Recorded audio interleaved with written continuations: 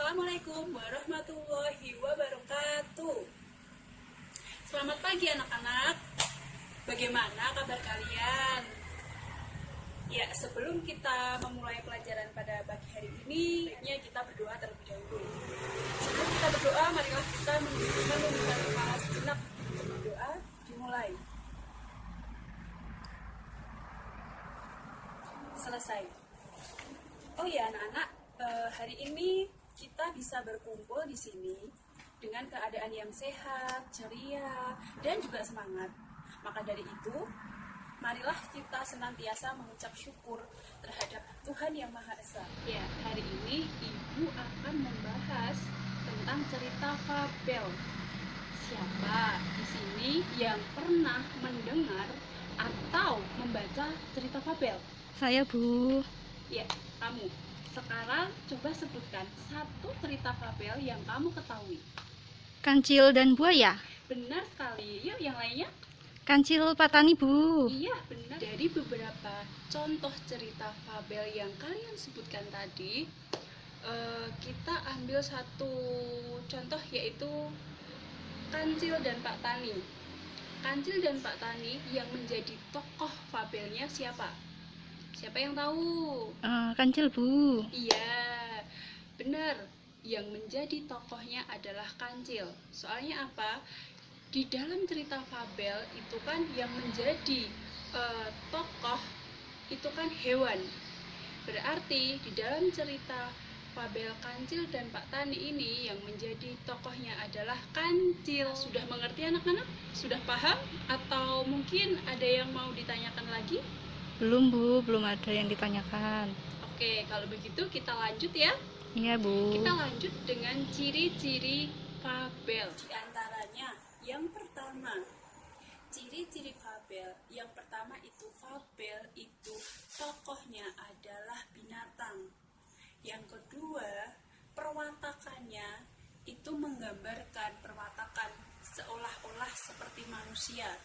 Yang ketiga, itu tokohnya itu bertingkah laku layaknya manusia.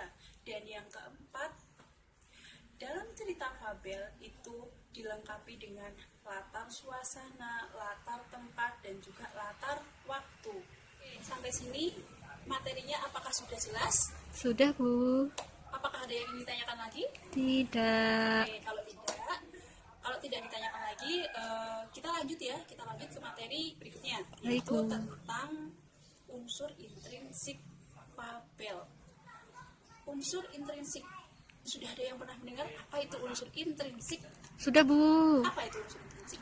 Unsur intrinsik itu adalah unsur yang berada di dalam cerita Cerita apa? fabel. Jadi, selain fabel itu memiliki ciri-ciri yang sudah disebutkan tadi, fabel juga memiliki unsur yang dinamakan unsur intrinsik. Unsur intrinsik sendiri adalah unsur yang berada di dalam cerita fabel. Jadi, unsur intrinsik cerita fabel yang pertama adalah tema. Apa itu tema? Tema adalah ide pokok yang ada pada cerita fabel. Yang kedua, itu ada alur. Di dalam alur cerita fabel itu ada 3, yaitu alur maju, alur mundur, dan alur campuran. Yang 2 ini tentunya sudah familiar ya. Kalau yang 3 ini alur campuran. Itu alur campuran, yaitu campuran dari alur maju dan juga alur mundur. Selanjutnya yang ketiga, itu ada tokoh dan penokohan. Apa sih itu tokoh? Apa sih itu penokohan? Tokoh sendiri itu adalah orang yang berada di dalam cerita fabel, atau tokoh binatang yang seolah-olah itu mempunyai sifat seperti manusia. Itu yang namanya tokoh. Sedangkan penokohan itu adalah sifat binatang yang menyerupai dengan sifat manusia. Contohnya apa? Ada sifat yang cerdik, ada sifat yang sombong, seperti itu. Dan selanjutnya ada sudut pandang. Sudut pandang adalah pandangan seorang penulis dalam menyampaikan cerita. Itu adalah sudut pandang. Yang kelima itu ada latar. Latar itu ada 3, yaitu latar suasana, latar tempat, dan latar waktu. Dan yang terakhir adalah amanat. Apa itu amanat? Amanat yaitu pesan yang ingin disampaikan seorang penulis kepada pembaca. Itu yang dinamakan amanat. Nah, sekarang dari keenam unsur intrinsik tersebut, adakah yang ingin ditanyakan? Belum, Bu. Ataukah ada yang belum jelas? Sudah jelas, Bu. Sekarang kita lanjut ke materi yang selanjutnya, yaitu struktur cerita fabel. Ada yang sudah pernah mendengar apa itu struktur cerita fabel dan bagaimana urutan dari struktur cerita fabel tersebut? Belum, Bu. Oke, sekarang kita bahas ya bersama-sama. Struktur cerita fabel itu ada 4. Yang pertama itu ada orientasi. Orientasi adalah pengenalan dari cerita. Jadi orientasi ini adalah menunjukkan awalnya kejadian cerita.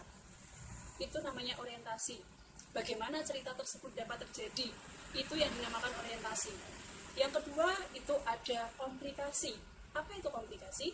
Komplikasi tersebut adalah mulainya muncul konflik, di mana konflik mulai muncul. Itu yang dinamakan komplikasi. Dan komplikasi ini adalah merupakan sesuatu hal yang penting di dalam cerita fabel. Karena apa? Karena adanya konflik ini di dalam cerita itu menjadi lebih seru, ya kan? Yang ketiga itu ada resolusi. Apa itu resolusi? Resolusi itu adalah penyelesaian dari konflik-konflik yang sudah terjadi di dalam komplikasi tersebut. Itu langsung menuju ke resolusi. Adanya penyelesaian masalah mulai menghilang kayak gitu. Yang terakhir adalah koda. Apa itu koda? Koda adalah pesan atau bisa dibilang amanat yang disampaikan seorang penulis kepada pembaca. Itu yang dinamakan koda. Selanjutnya tugas kalian adalah berkelompok atau berdiskusi. Nah, sekarang nih ada tawaran istimewa. Mau kalian membentuk kelompok sendiri atau ibu yang tentukan? Ingat ya, satu kelompok berjumlah 4-5 orang. Nggak boleh lebih ya. Tentuin sendiri aja, Bu. Oh, sendiri. Oke. Sekarang kalian membentuk kelompok sebanyak 4-5 orang ya. Setelah itu, nanti setiap kelompok kalian mencari cerita fabel. Tapi ingat, yang berbeda, nggak boleh sama. Nanti kalau ada yang sama, apa hukumannya? Apa hukumannya? Gak tahu, Bu. Suruh mencari cerita yang baru ya. Oke. Ya. Pokoknya setiap kelompok harus mempunyai cerita fabel yang berbeda. Setelah kalian mendapatkan cerita fabel tersebut, kalian identifikasi unsur intrinsik dan juga struktur di dalam cerita fabel tersebut. Kalian identifikasi satu persatu. Tugas ini boleh kalian kerjakan di rumah, untuk tugas di rumah. Dan pertemuan berikutnya atau next time kita sambung lagi dan kita bahas. Baik, setelah hari ini kita belajar beberapa materi tadi. Harusnya masih ingat kan? Ya, Bu. Oke, mari kita review bersama-sama apa yang sudah kita pelajari hari ini. Tadi apa aja? Siapa yang masih ingat? Yang pertama, tadi kita belajar tentang apa? Definisi cerita fabel. Ya, definisi cerita fabel. Apa itu cerita fabel? Cerita tentang binatang. Bagus sekali. Cerita tentang binatang yang tokohnya itu adalah binatang. Binatang yang mempunyai karakter seperti manusia, mempunyai watak seperti manusia. Yuk, selanjutnya, apa contoh dari cerita fabel? Kancil dan Pak Petani. Kancil dan Pak Petani. Yang menjadi tokohnya siapa? Kancil. Kancil, ya.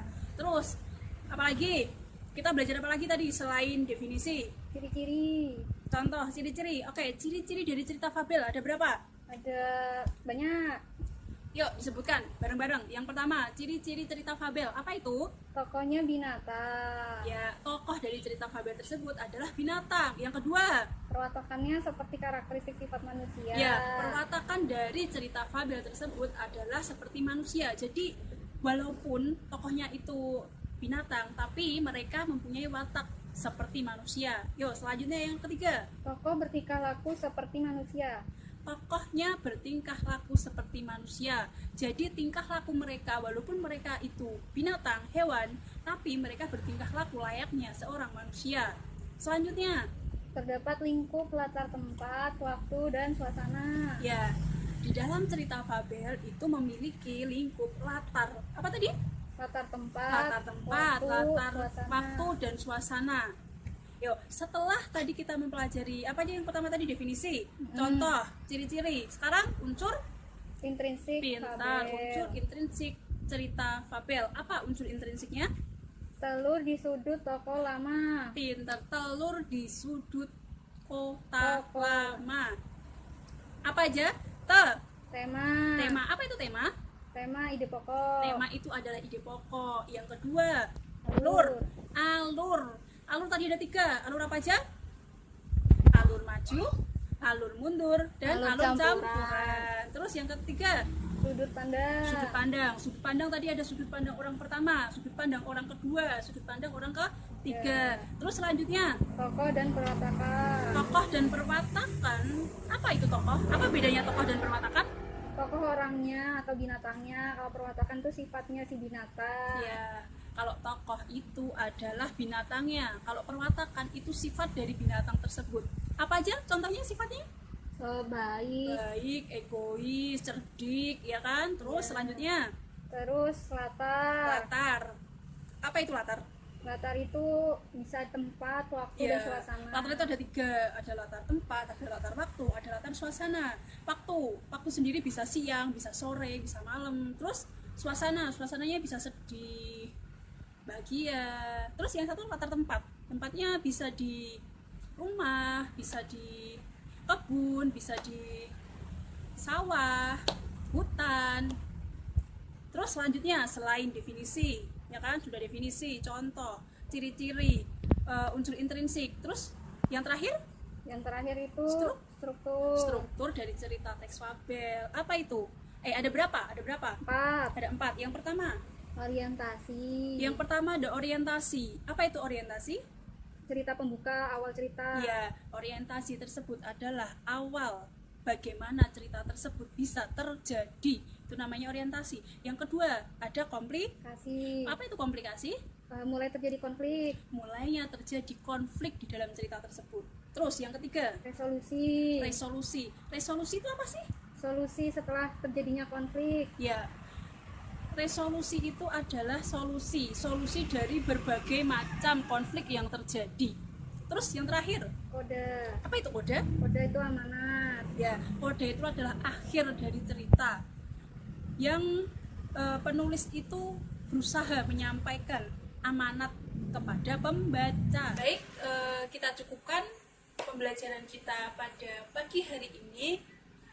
Mungkin ada yang ingin ditanyakan mengenai materi ataupun tugas yang Ibu berikan tadi?